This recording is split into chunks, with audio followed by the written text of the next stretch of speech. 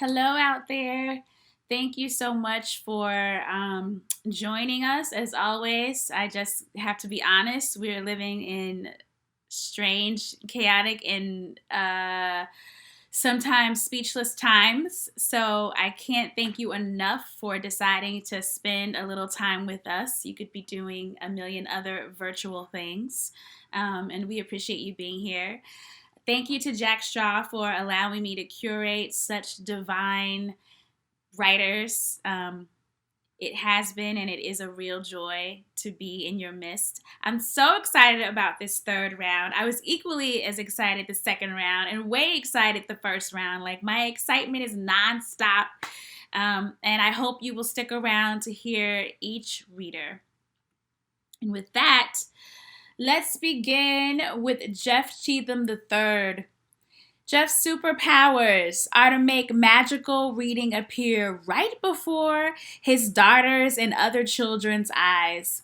His second is to shapeshift science fiction and fantasy genres and infuse them with characters readers rarely get to see. Jeff. Thank you for that. And it's Jeffrey Lee Cheatham II. There's a second. Yeah. So I appreciate this opportunity, not only from Anastacia, for Jack Straw. And if you guys will allow me, I would like to read my entry to the anthology called Blood for Freedom. It's the prologue for the graphic novel that I'm working on called Yahuru.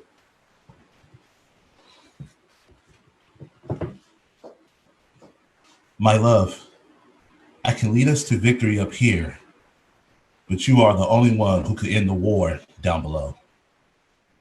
The words from his love, Maria, continued to repeat in the mind of Captain Joseph Black Caesar as he made his descent down to the treasure hole of his ship, Queen Anne's Revenge. He began to cough as the faint smell of burning wood and black smoke seeped through the large red door leading into the room. Oddly, the smell reminded him of the eucalyptus tree that Maria loved so much. Snapping out of his momentary daydream, Joseph stood outside the door, preparing for the fight that would come once he opened the hatch. He reached for his flintlock and cutlass and cursed himself for forgetting that he had lost them both to the sea once the battle started. Joseph quickly opened the door and covered his face to avoid being choked by the rush of smoke. He opened his eyes and was disheartened by what he saw. Queen Anne's treasure hole, filled with treasures desired by all men and creatures that roamed the corners of the known world, was laid in ruins by cannon shots and would now become infamous as the tomb of the traitor of Yahuru. The sounds of the incredible war raged on above. Booming cannon blasts, the battle cries of pirates, the living and the undead, swords clashing, along with the crashing sounds of the Caribbean Sea. Wars were fought for power, the greed of rare treasures, or to show dominance over different pirate tribes. But the fight today was something worth more than any gold to Joseph: the freedom of African people. Bloody hell! Where are you, damn bastard?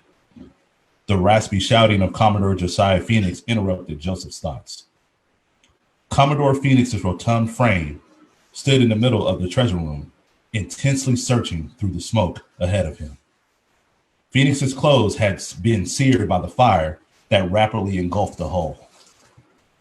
Gold coins and gold statues from South America scattered over the floor.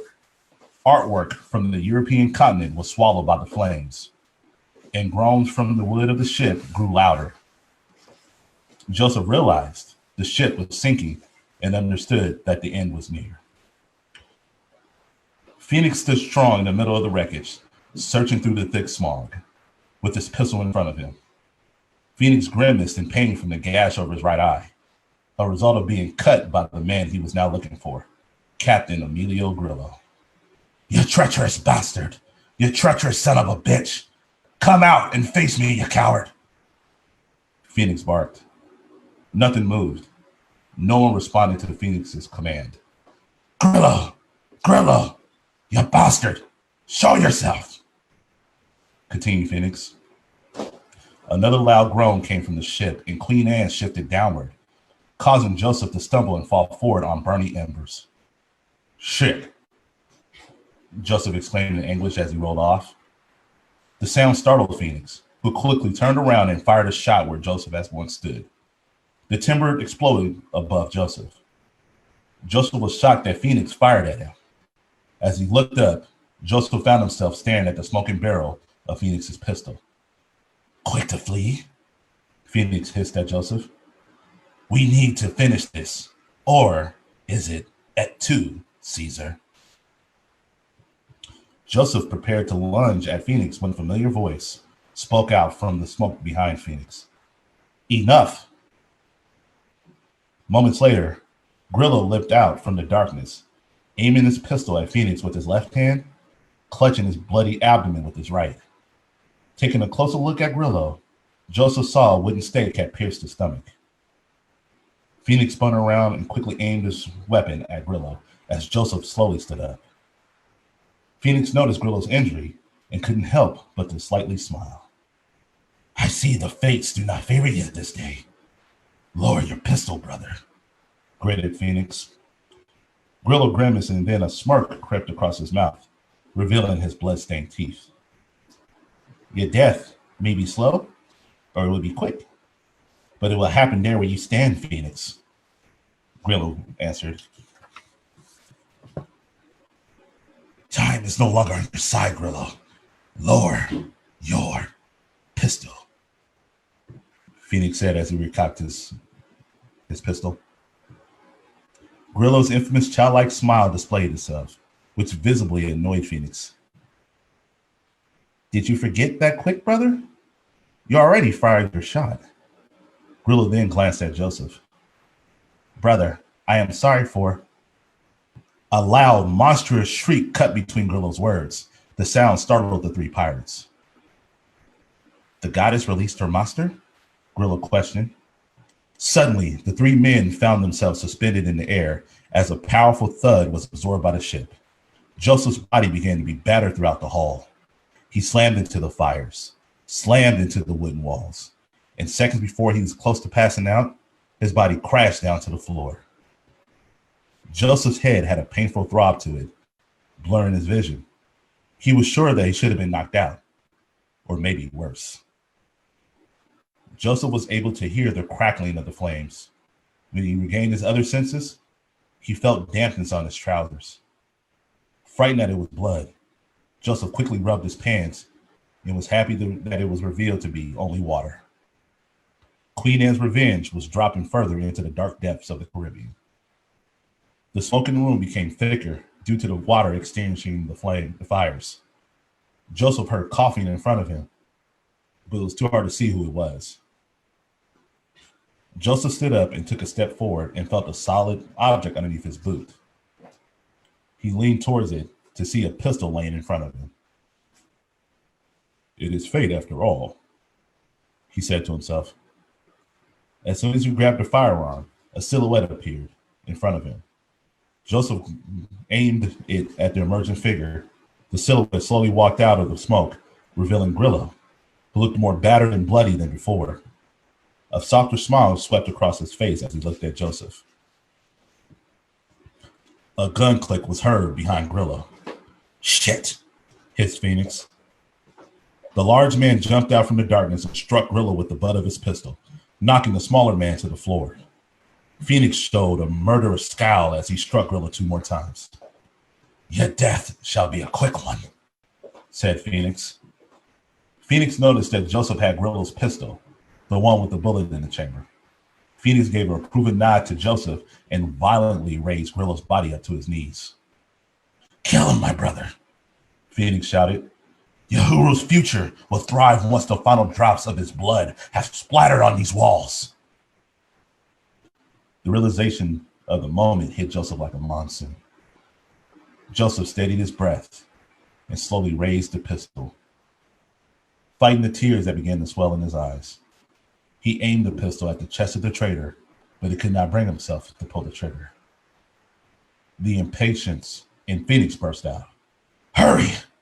This boat is going under, and I won't leave it to luck for this dog to survive. We must kill this traitor now. Stop with your pussy in and fire. Water slowly rose past the height of Joseph's boots as he closed his eyes. Memories with Phoenix and Grillo flashed through his mind. The countless treasure adventures, fun drunken brawls, and their mutual love of the ocean made the tears fall from Joseph's eyes. As he blocked out Phoenix's screaming commands, Joseph opened his eyes, revealing a steel resolve as he looked at the traitor. Joseph cocked the pistol, still aimed at the traitor's chest. Grillo struggled, but Phoenix's grip was too powerful for him to shake off. To kill the truth and destroy Uhuru, or to kill the lie and allow Uhuru to live on? Time stood still, and then Joseph fired the shot. Bang! The traitor's body slumped forward, taking his last breath. Joseph looked at the fallen pirate and whispered with the tone of a broken heart, "How dare you do this to me?" That's it. Thank you for that.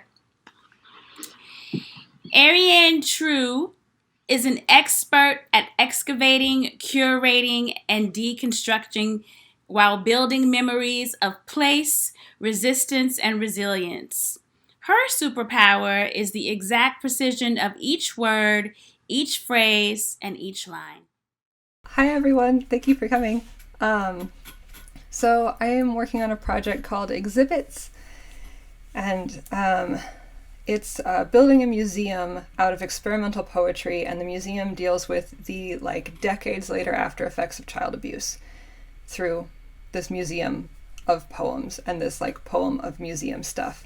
And with Jack Straw, I've mostly been working on the evidence section, which is the second section of the book, and that overall kind of presents evidence for a case.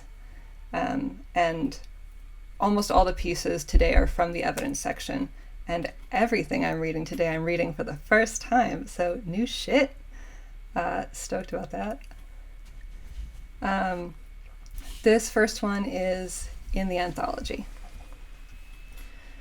Watching them move, it takes no time to start again, the way blood flows, a cantilevered leg, a hip steady holds, the half breath between beats, instantaneous and again, all possibilities once more motion, backwards a forward moving direction. This is just in the kitchen, a slick enough floor and doorways to push off against, walls to change momentum, a low ceiling to catch and spin from a hand.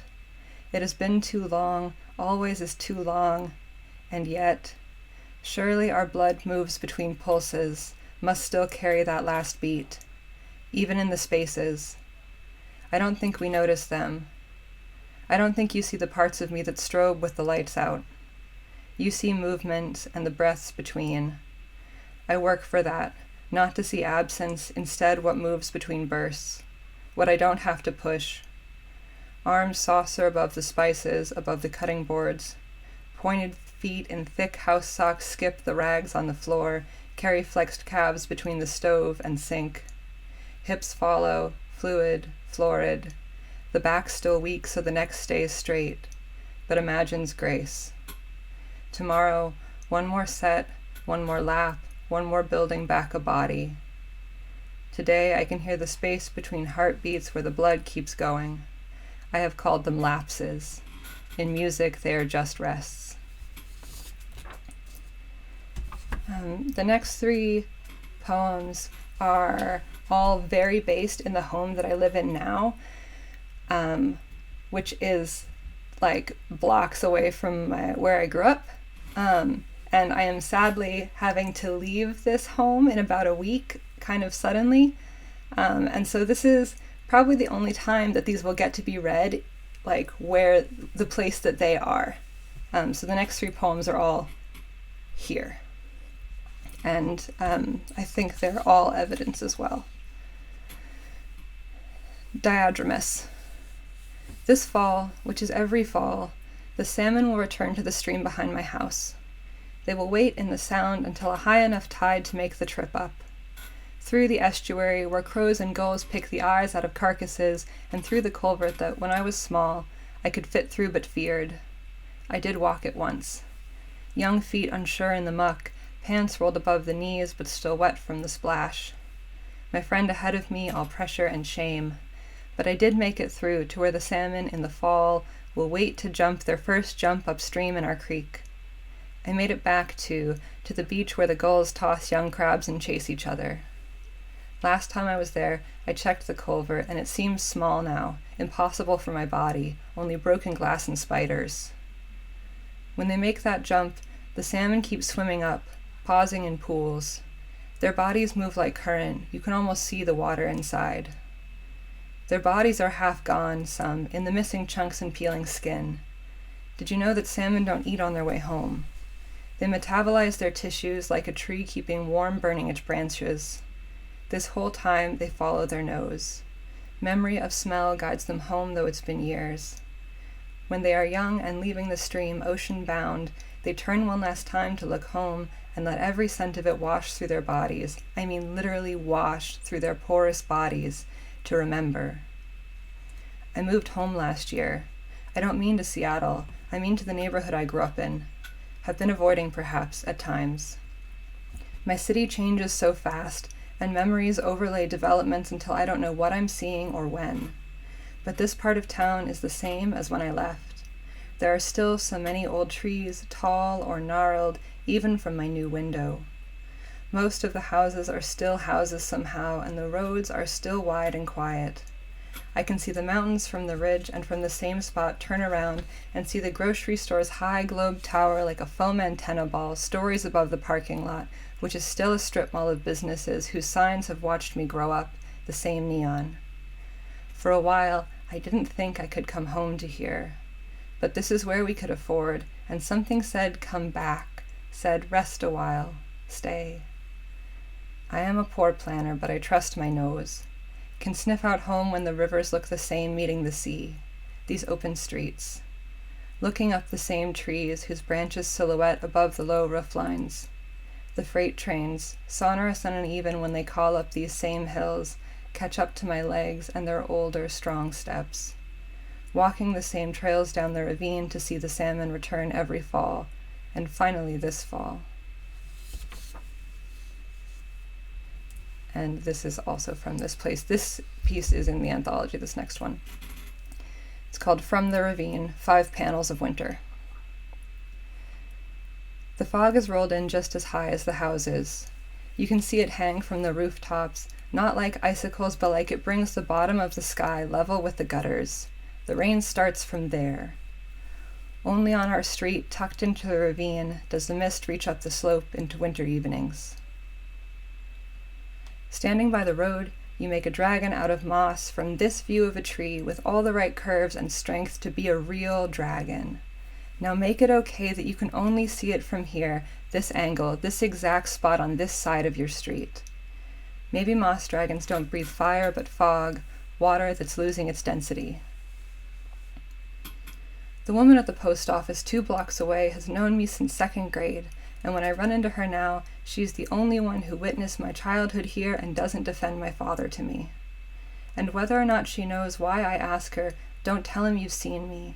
Should she ever see him again, she says, of course, and apologizes for whatever it was she saw happen. She doesn't say, there's a line behind me today. A tree freshly split down its center, I mean right down its center, faces our house. The inner wood wet from the recency of its cleaving and the water in the air, and looking like a broad strip of flat copper reaching 2 stories up the side of the slope just past our back fence. It gleams. In places, my body has been worn away and left raw. But here, too, something has planted steep sides with what wants to grow. Native plants that fruit and propagate and barely die back, breathe all winter. Someone has threaded a creek through the lowest points, where water wants to be and runs. I can let the mist that rises feed the fern's sturdy leaves and curled brown toes, and sleep at peace in the moss. and this is the last one that is here. It's called Pandemic, Even the Nice Days Were Inside. The forest drifts in through the window, rising up the slope from the narrow water, carving the low points lower. Once with you, a waiting bird we watched, waiting to see how close it would come. Now that trail is gated by implication, too many people too close, path sated and spilling over. I am hungry for the touch of ferns, for happenstance, and a lost world of coincidence I once felt standing all around me like a stand of trees in the city. And now, I want to show you one of the gallery pieces. I'm going to try... Oh, host, can you quickly let me share my screen, please? I should have asked you in advance. This is totally my bad. So I'll explain. The gallery pieces, this is the first section of exhibits, and they are meant to look like things you would see on the walls of a gallery in a museum. And so they look a little different. Levi, all you have to do is go down to the green share screen button. When you mouse over it, a little thing should apply with the drop-down menu, allowing participants to screen share.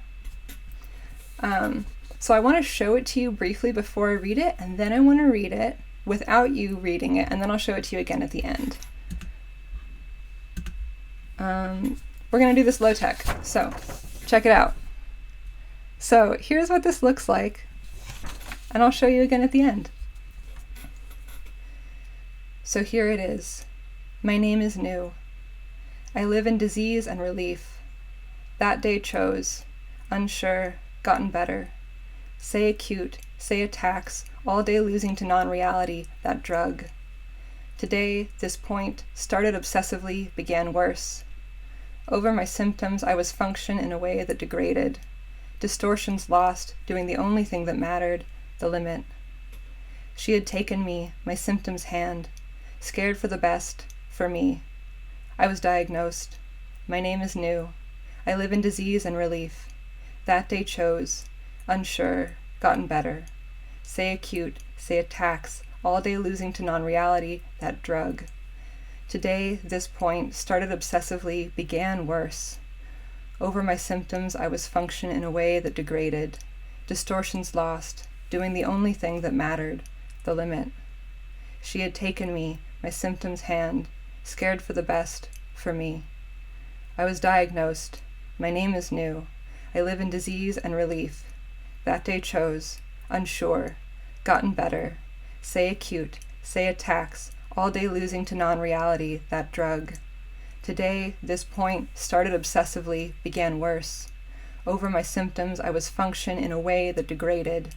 Distortions lost, doing the only thing that mattered, the limit. She had taken me, my symptoms hand, scared for the best, for me. I was diagnosed. My name is New. I live in disease and relief. So here it is. One night, my friend fell inside me, sparked, and not just spark. Recover, 2. So here's what it looks like again.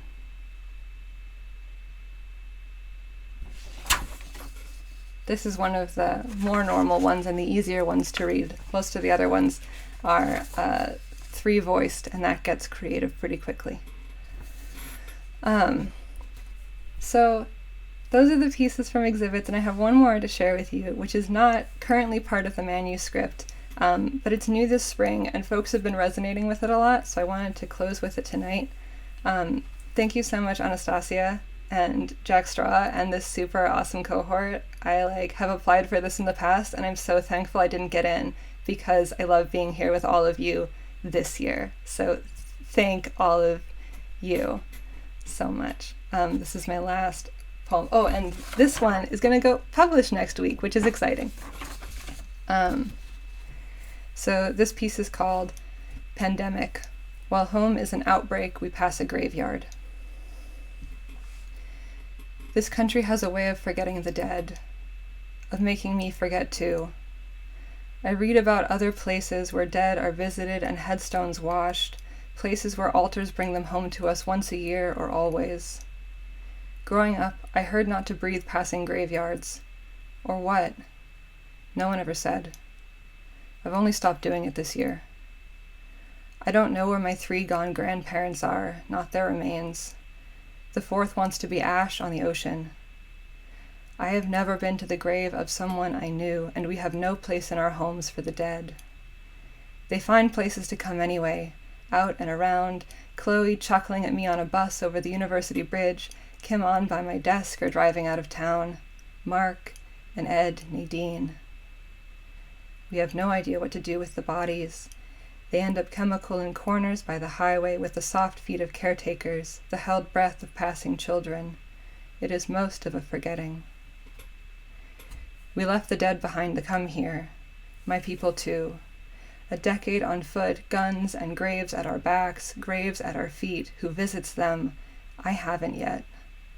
And the tall northern villagers who came on steamships, the bodies, flowers, songs now an ocean away, becoming lands I have never walked.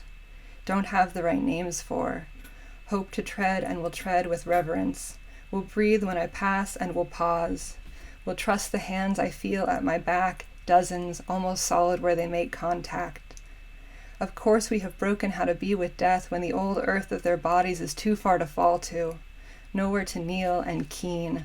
Sometimes no names to call, or the wrong words to call them in. Losses we can't name in the language they happened. Today, I am scared for names I know, loss I'm afraid to become fluent in. Under which tender bodies, whose palms I have pressed to my lips, graves may open. But this week, after months of blue fingertips, there is just enough warmth in the damp spring to leave the window open a breath at night and wake up every morning, when we do wake up, to birdsong. Thank you so much. Wow.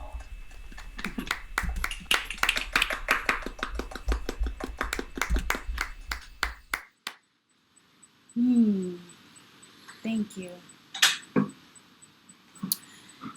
We're midway, so of course I have to do this. Because when we leave, you'll want to hear the words. You want to read them. And so you might as well just order an anthology from Open Books. You might as well have one with the lovely work in them, I'm just saying. Next, we have Jose Trejo-Maya. He's a timeless prophet and a poet who uses words as building blocks for poems scrolled out for contemporary griots in training. His superpower is the erasure of the current construct of time and the permanence that time and place really no longer exist. But what exists is now. Thank you, Anastasia. And actually, she's exactly right. These are part of a manuscript titled Desert Sands, and it goes. It's the same as Arianna's. I wanted to plan it as an exhibit where the poems would be in transparencies, and I think it might be that the ones I'm reading right now are not in the anthology, but they have the same projection. They're all concrete poems, and it goes exactly to where Anastasia stated that I work with what's not there. So what Arianna was talking about, like the dead, or the ghosts or the spirits, and I would start with these 4. So I have 4 of them, and they have the same feel. Words lacerate silence.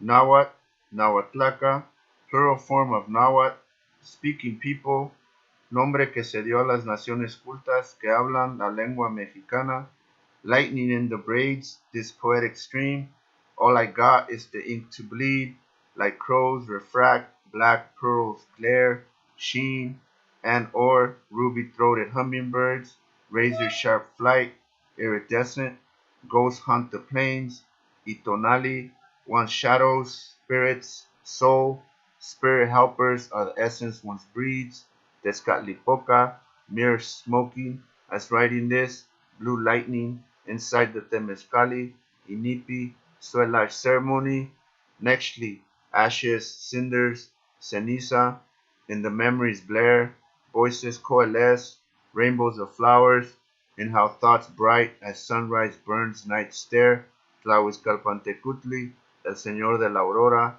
Venus, the first light of dawn, breaks past the meridians, shamans cross parallels, ethereal, atemporal showers of meteors in the jade iris glare, Silex charts languages, we do not all see the same.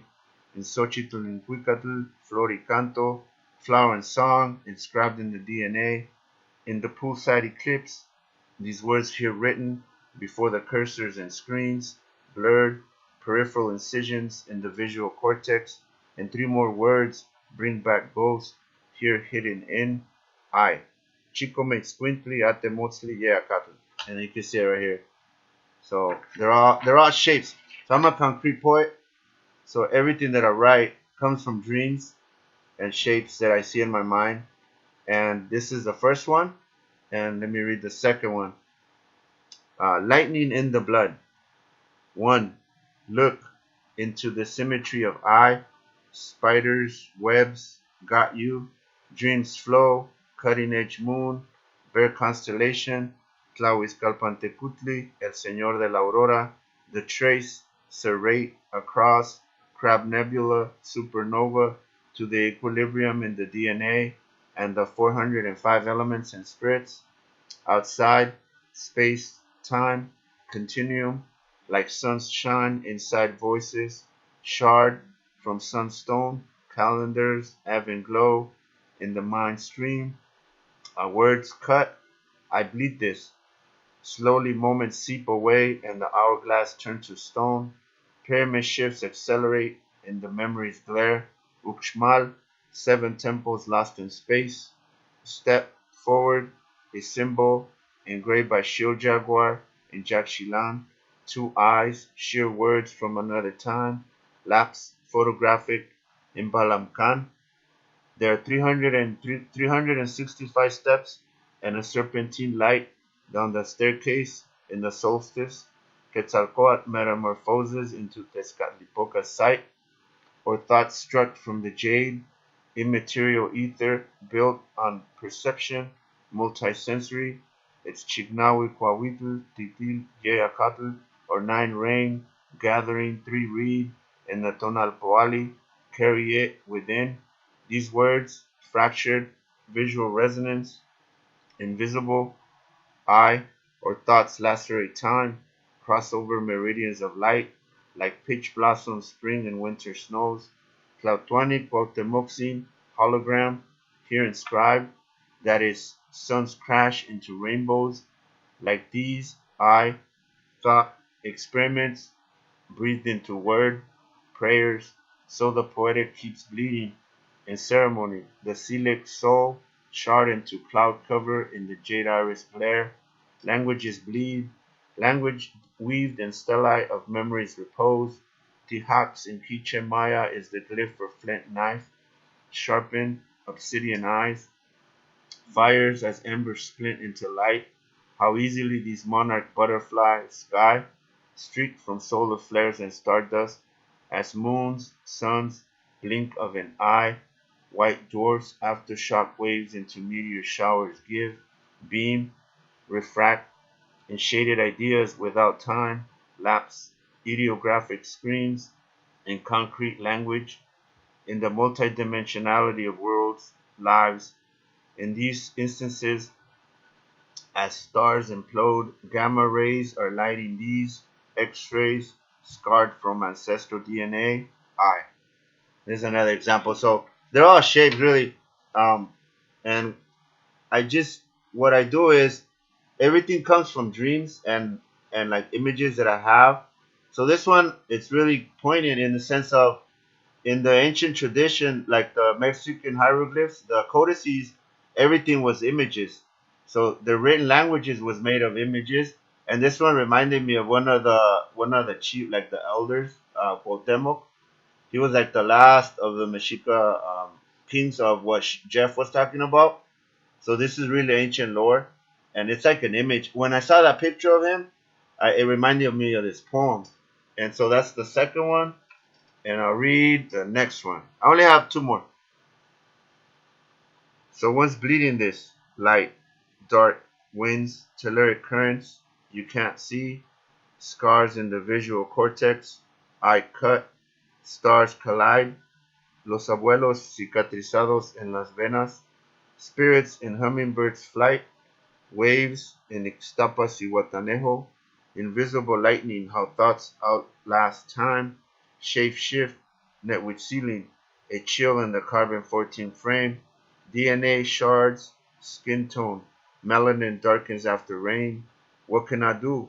Was born with this, burgundy field and the hologram, bright, feel ghost in the bones, orographic winds, shrill, so the first hero twin, Ishpalak, at sundown, burnt skies in the cenotes, whirlpools in the crystalline might, go back to the conch shell and the pyramid, edged in the mind stream, macaw feathers camouflaged into rainbows, accelerate, pulse, heart, beam, tilt axis at 30 degrees, face north, Cozumel, like sun's glare in the Tonalpoali, Matlatli Wanye Tochli, feel words you can't see, shadows, so the poetic voice sheets what you can't, rainstorms in the owls, immaterial roads in the skies, blue lightning in the iris, Lakota songs, serrated eyes, memory, eclipse, insomnia,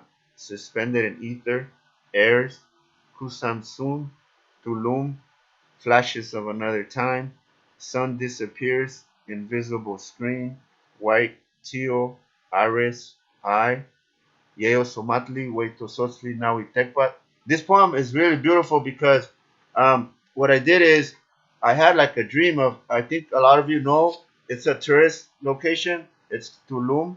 It's in the coast of Yucatan.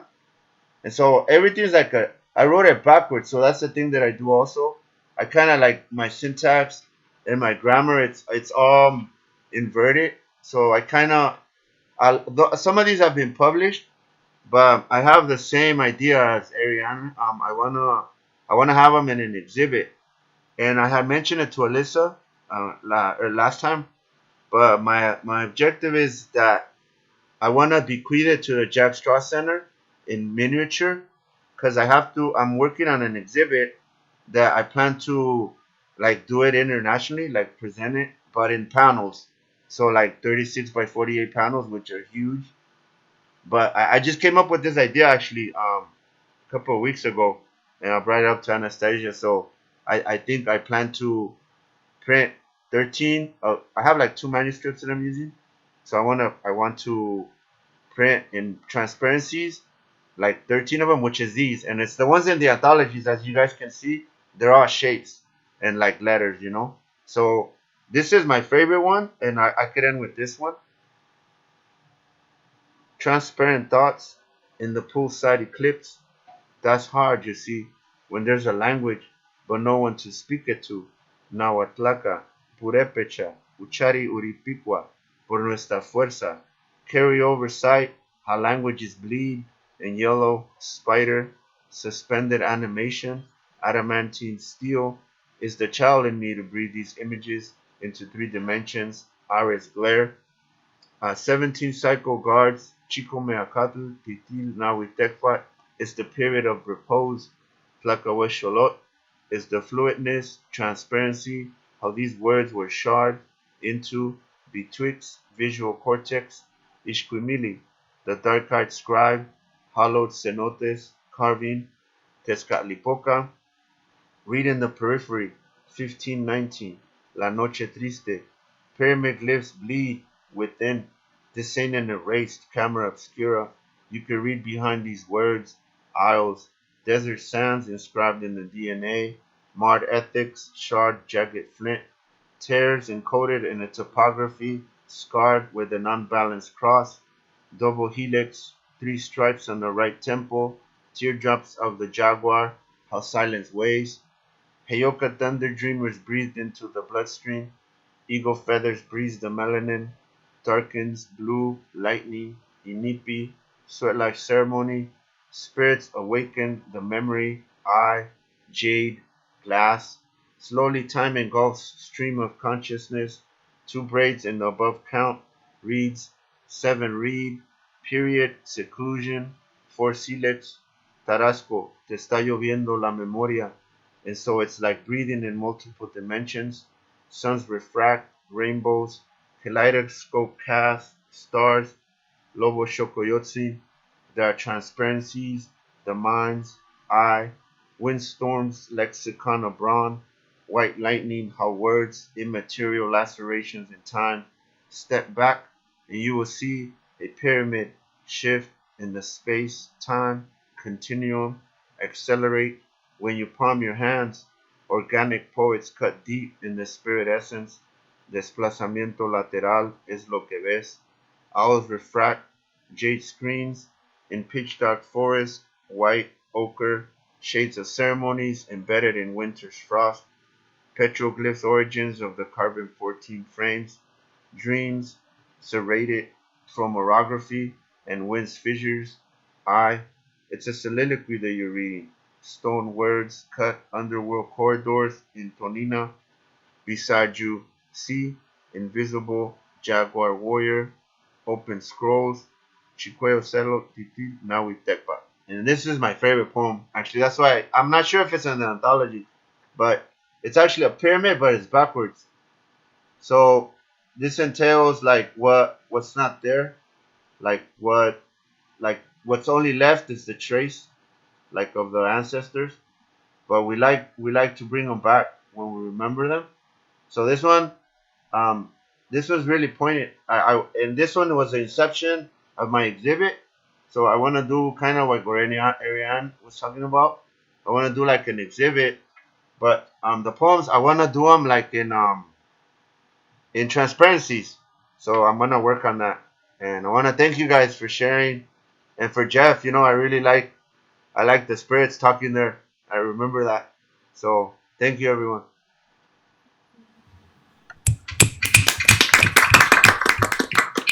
The only bad thing about these readings is before I know it, it's almost time to go. It's almost the end. But here you are with last and definitely not least, Troy Osaki. Troy bends and breaks words to create homes, within space, within history, outside of the future. His superpower is not the gift of make-believe, but the art of make it so. Make it true. The art of again and again and again and again and right now. Thank you. Oh man, these intros are so sweet. Thank you, Anastasia. And thank you so much to Jeff, Arianne, and Jose. Jeff, I gotta agree with Arianne. Your pirate voice is on point.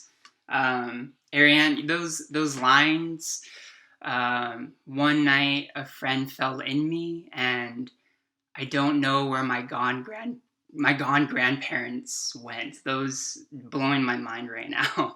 And then Jose, your poems were the first I noticed in the anthology. I don't know if you read this one, but there's this one that is a straight up M. This format is so expansive. Thank you so much for sharing. But yeah, just really, really appreciative of this year's, just to be in this year's cohort with you all, and with the rest of our Jack Straw buddies. So thank you. Again, my name is Troy. I'm a poet, community organizer, and attorney here in Seattle, Washington. As the legendary Anastasia mentioned, I'll be reading some poetry tonight. My poems will be from my In the Works chapbook about my first trip home to the Philippines. And so with that,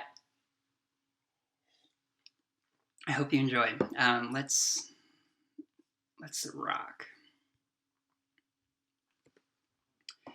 Mabuhay is the first sign I read from the plane at Ninoy Aquino Airport.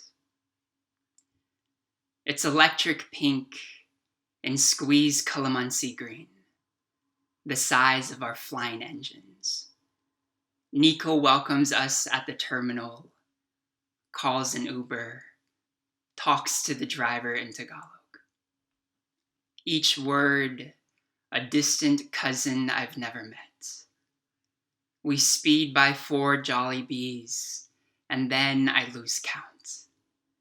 Outside, it's 2 a.m. Belin finishes posing for a photo below a streetlight before he greets us. We pass puddles of Manila water in an alley.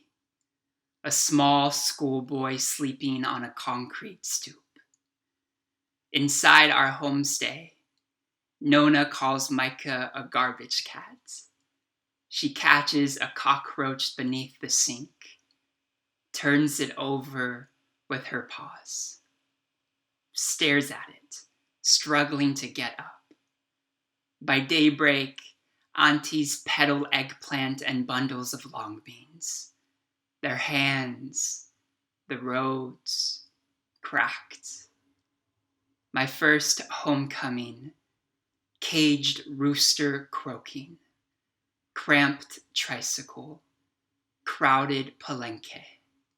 It's street shop sinigang and no mineral water. Heat rash spreading above abdomen, skin howling in sweat. On the jeepney, my thigh crushes someone else's thigh as we bang the corner by Chowking.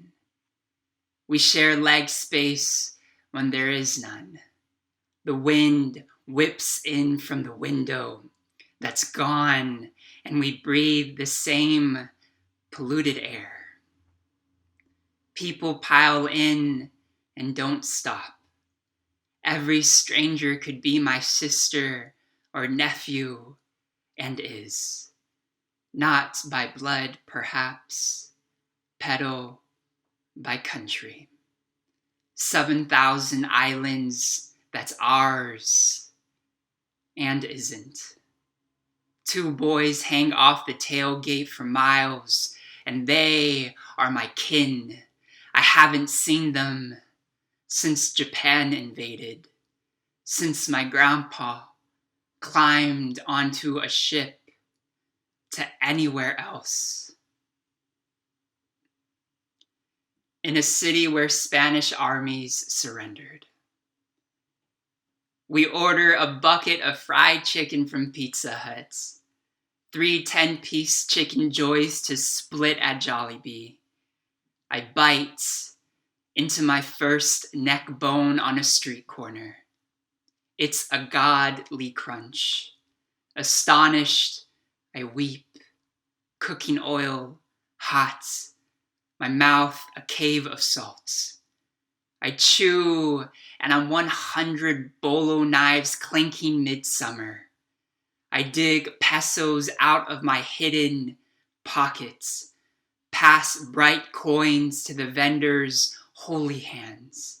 His walk smoldering, fat, crackling herd across provinces.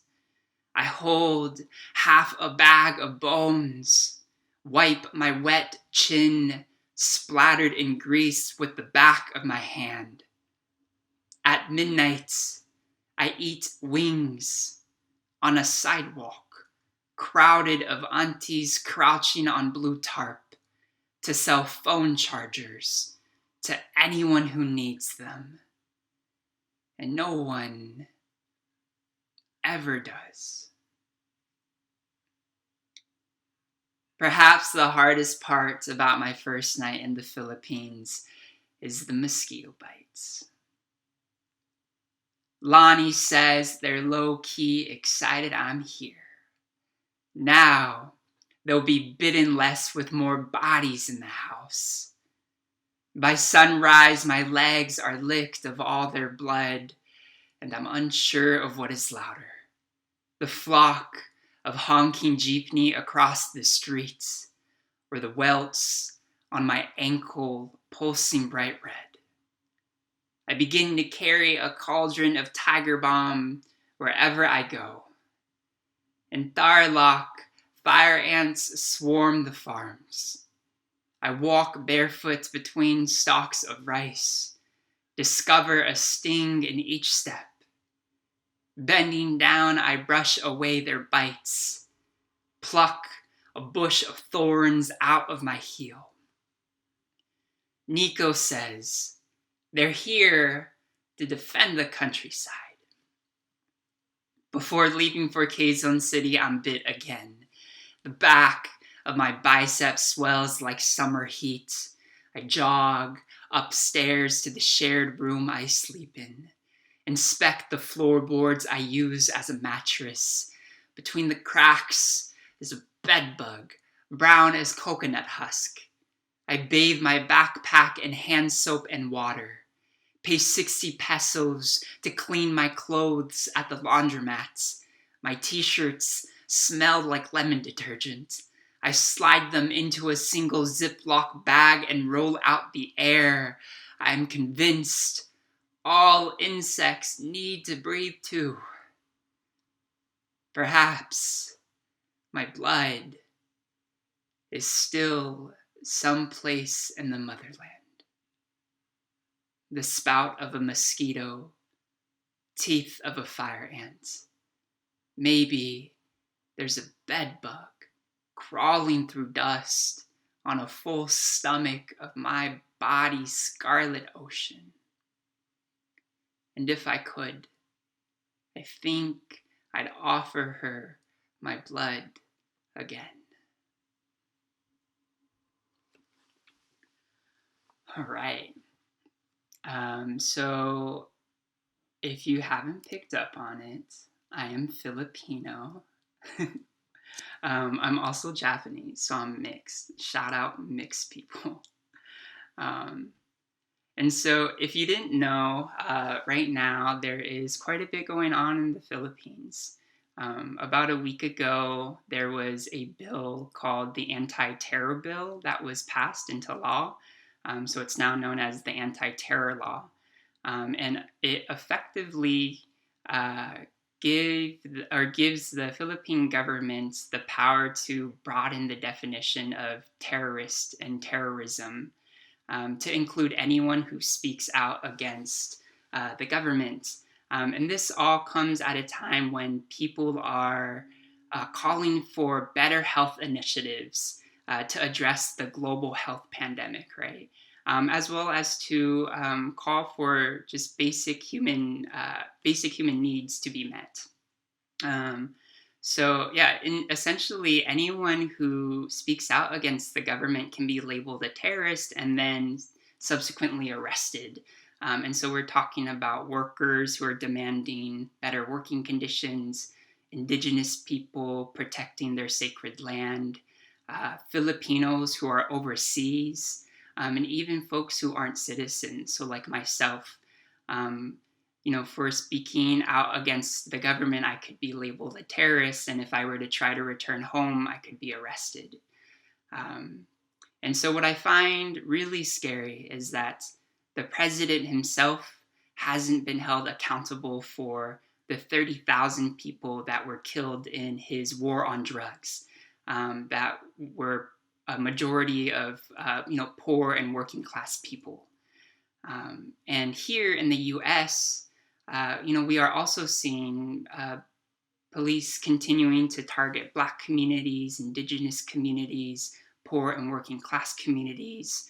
And so I'm just seeing a direct connection to how, the people, those in power, their interests are being served, where the people's interests, the masses, right? The majority of the people, they are not having their needs met. And so in times like we're in right now, I think it's tremendously important that we do all that we can to protect each other and to speak out against violent systems, especially ones that don't serve the interests of the people. And so these last few poems that I'll be sharing tonight are part of my effort in doing so. I hope they challenge you to participate as much as possible in the fight for freedom and democracy, or move you in some way. So, thank you all for having me. I've had a very fun night. Someone in the slums goes missing. 17-year-old boy dragged into dead-end alley. President Duterte said, because the war on drugs. Kian said, may I please go? I have an exam in the morning. President Duterte said, the war on drugs. The gun said, not tonight. The barrel spoke, and in the morning, Kian missed his exam. The back of his head, a dangerous red. The gun said, not tonight. The barrel spoke, and in Quezon City, I meet Arianne. The back of her head in danger. To her roommates, Madame. In Quezon City, I watch Madame smoke a cigarette, feed her ducks. Her roommates and she, mad, ask if I heard about Kian, smoked in an alley, fed a bullets. He said, may I please go? I ask if Kian is different from the 17 boys dragged away before. Someone in the slums goes missing again. A table of cuyas play Pusoy Dos. Then, a heavy thud kicks against the door, the quick snap of it breaking loose. In less time than it takes to play three of a kind, a caravan of leather boots trample in. Brass casings kiss the ground. Wide, toothless grins become gasping mouths, their faces full until they aren't, only hollow. My grandpa didn't immigrate. He fled Japanese occupation. When Carly's body isn't body, but ash, they wish to be poured into Lake Washington, below a sun becoming half a sun, a plum purple sky. Their right elbow, floating specks stuck to a silver duck feather. The welcome mat of a corner store in South Seattle, Nico says, staring into the guts of Rainier Ave. I think of the Shell gas station on Beacon Hill, opened door, wide as August heat, fried catfish sold by the pound. He asks to be scattered here in parts, the rest packed in a Balikbayan box and sent to the Philippines. If I am gone before every Filipino auntie ringing the cashier at Goodwill can return home, then give my burned bones to Jordan. Ask her to dust bits of me on our bright table covered in peony petals, and the postcard of a mother in a rice paddy that reads, keep our land, our village. A long barrel rifle in her hands, her newborn slung on her back. Once, while in bed, Jordan pressed my chickenpox scars and counted each dot. Named even the smallest, most forgotten blemish remarkable. A sliver of my bicep, its sister island near my pit. Speckled spots in the shape of an archipelago. A country not conquered in blood. Thank you so much, everyone. I hope you enjoyed the night.